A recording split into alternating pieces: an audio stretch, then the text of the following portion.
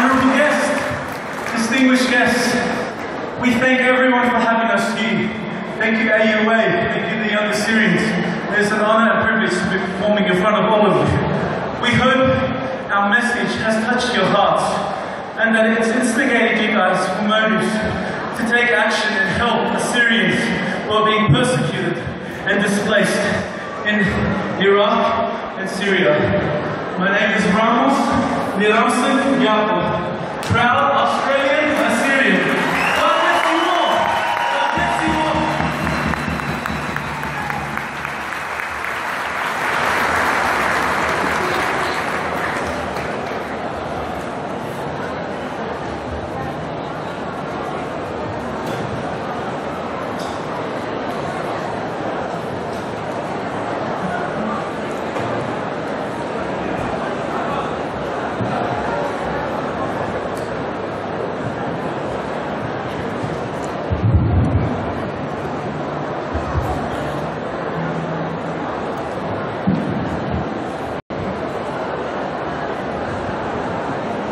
Ladies and gentlemen, another round of applause, please, for Ramos Yako featuring Kudahay.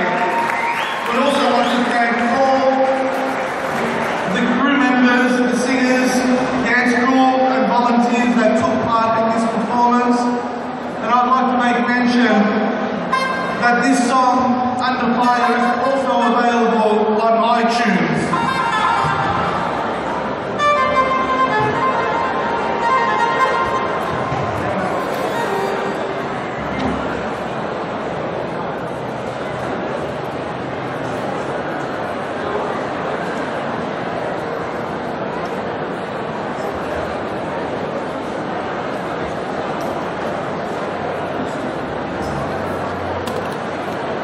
Ladies and gentlemen, our next guest is another strong supporter of the establishment for a homeland for Assyrians. He has provided valuable support to our Assyrian community over the last many years and always stands up for the right of the Assyrian nation in their ancestral homeland in Iraq. Please join me in welcoming our friend of Assyrians, Mr. Chris Hayes MP, Federal Member for Fowler, Chief Opposition Whip.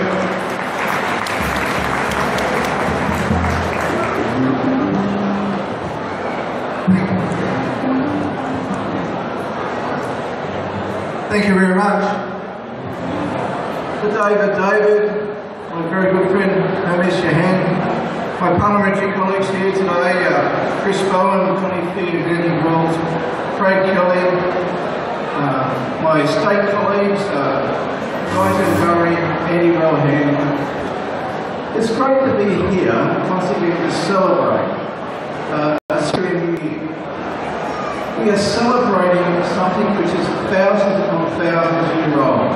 As you see, this is the year of 6,765. We are celebrating an ancient culture. We are celebrating a tradition that goes back millennia. And we should all be very happy about that. We would be if we didn't have the current developments that we see in Iran, in Syria, throughout the Middle East. What we see at the moment is the persecution of the Assyrians, the Mandaeans, others of the Christian minorities. We are seeing people deprived of a safe homeland. Something that they've enjoyed for over 6,000 years. I agree with other speakers. The Assyrian people of the Middle East will survive.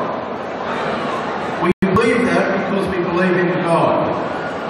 But we too have a responsibility, not simply to come here year upon year and offer our thanksgiving for the previous year, offer our prayers for the next year, knowing full well we come here another year and simply lament what is occurring in the Middle East. 1 month ago, the Daesh, or Islamic State, attacked a number of Assyrian villages. Many were killed.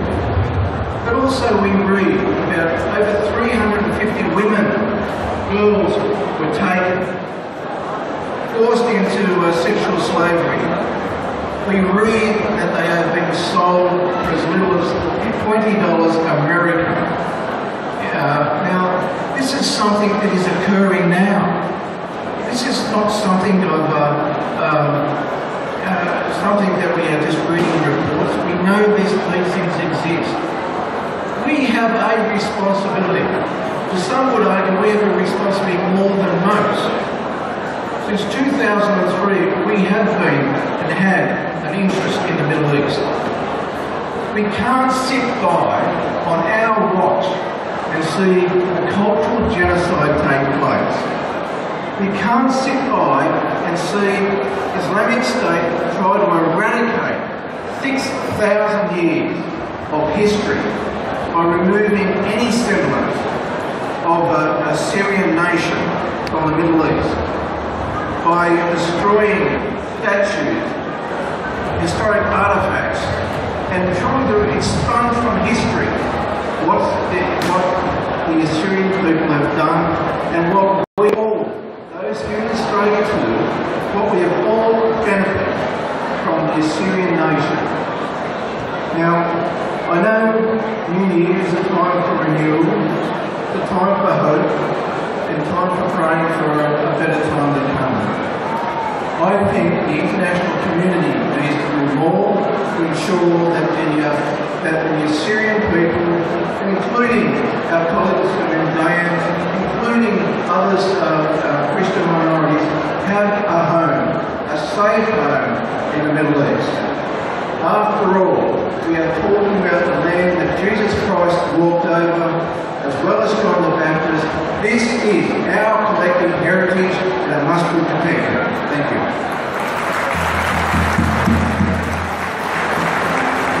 Thank you, Mr. Haynes. Ladies and gentlemen, our next speaker spoke in support of the plight of Assyrians in Iraq and on many occasions the historical reality of the Armenian, the Greek and Assyrian genocide and called for Australian recognition of these crimes against humanity.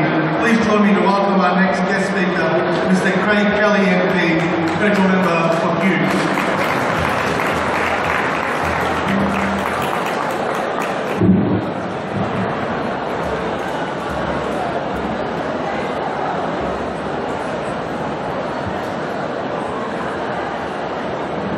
Thank you.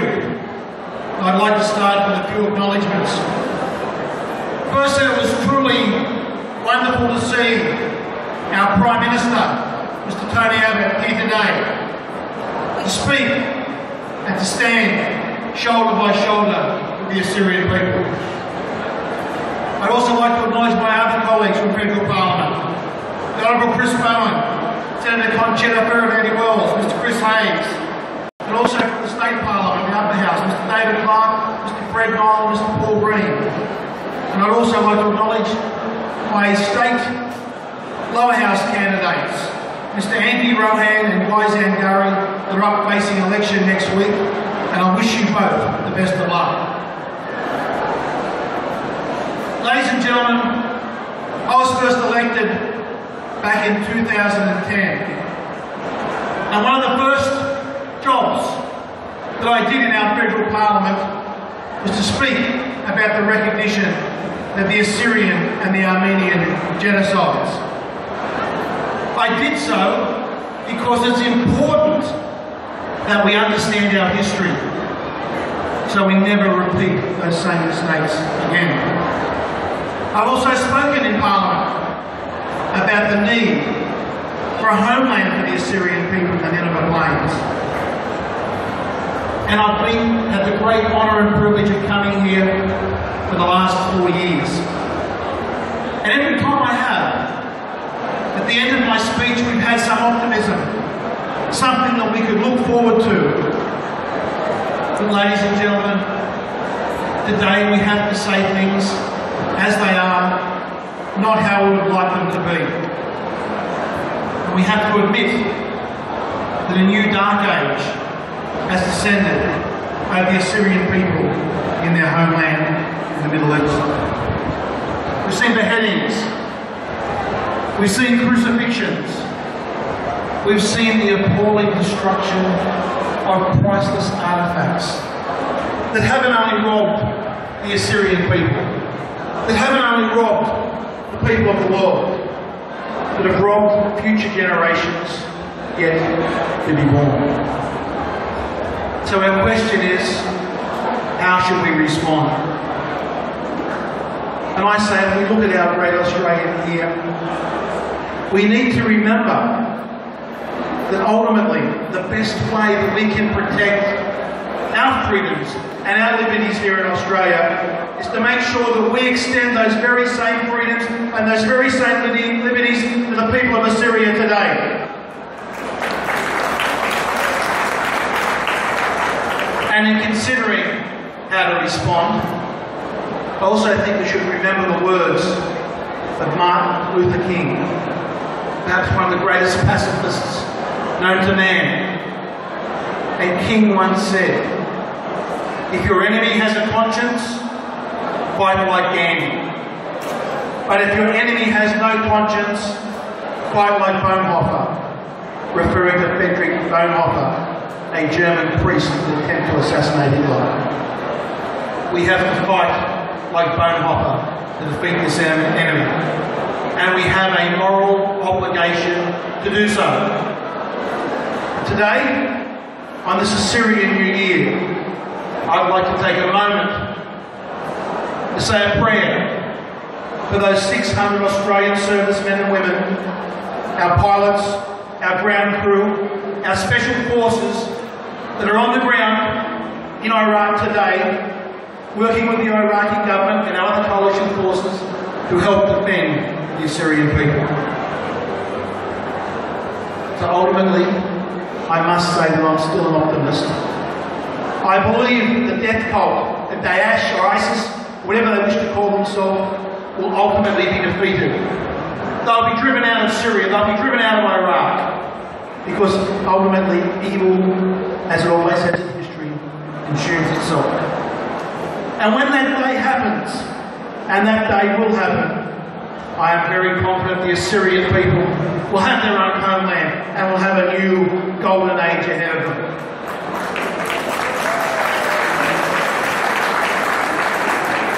So today, although we think of our friends suffering in great hardship in the Middle East, we should say Happy New Year. We do have much to celebrate. That's 6,765 years of culture. So Risha, Chitokun, Poya, Prika, thank you.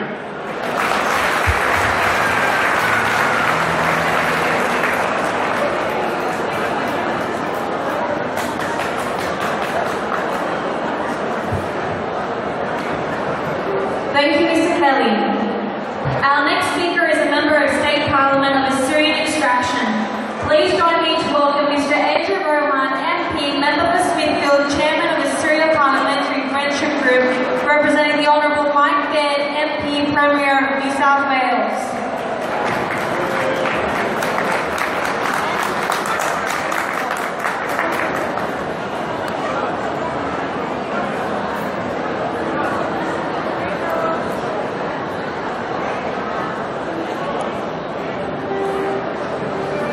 Thank you for the nice introduction.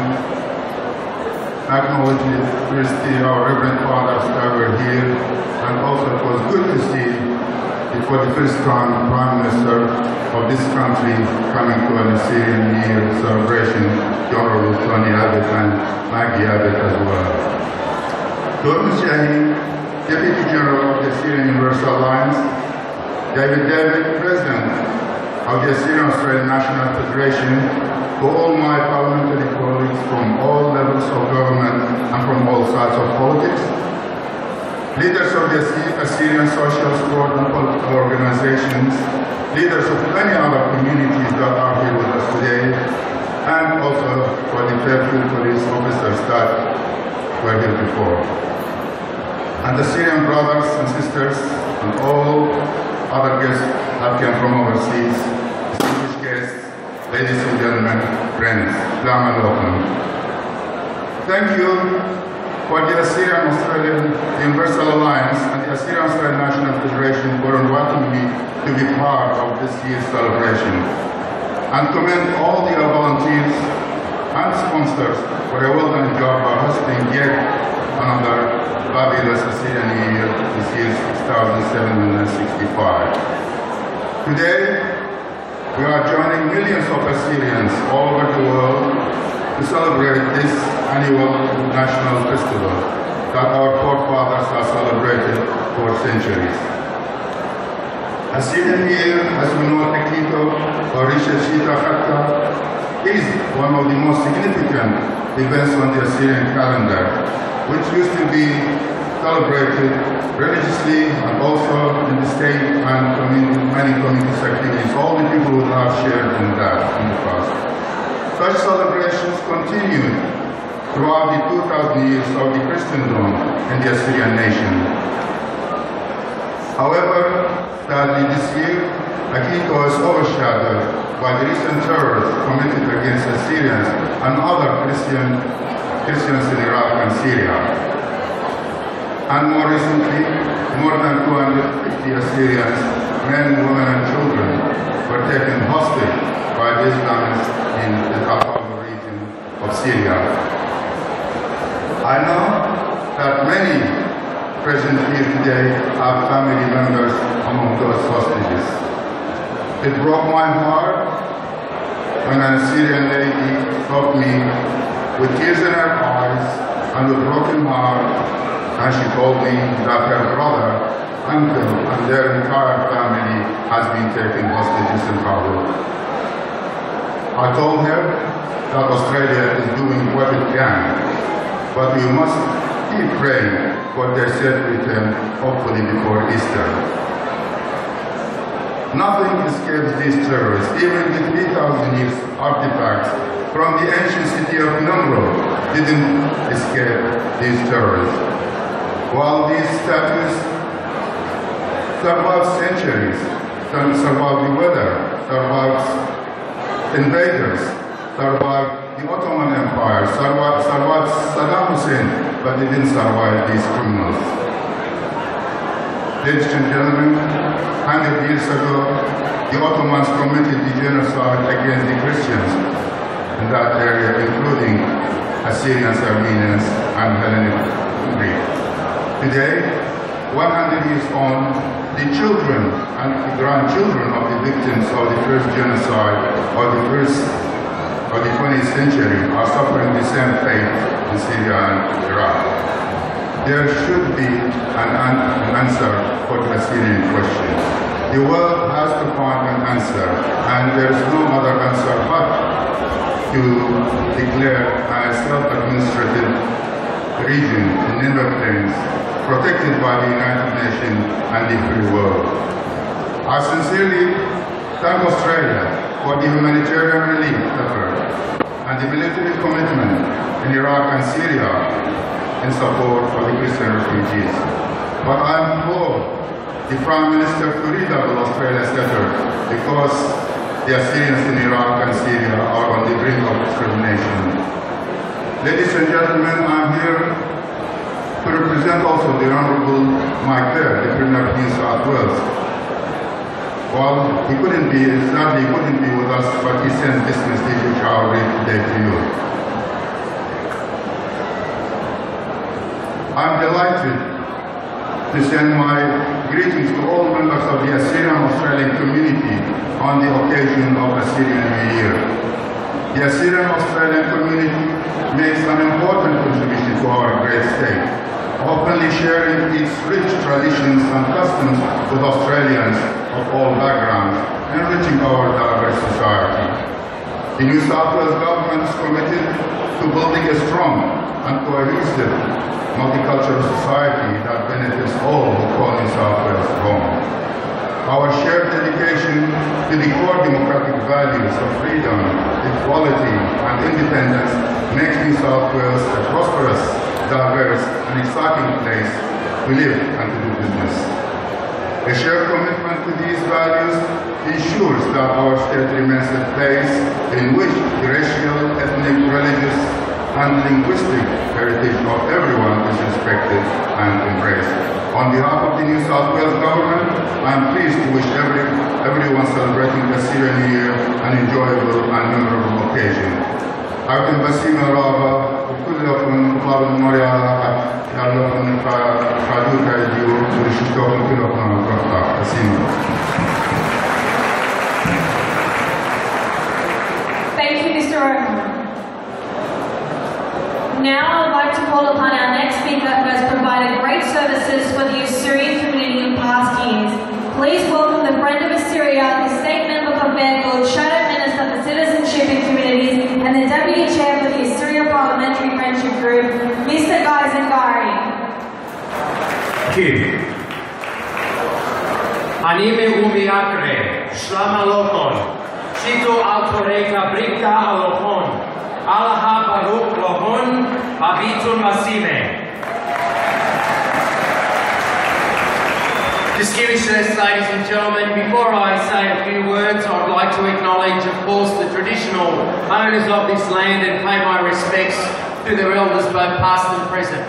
Because, ladies and gentlemen, you know that before we arrived in this country, our first people were here for 40,000 years.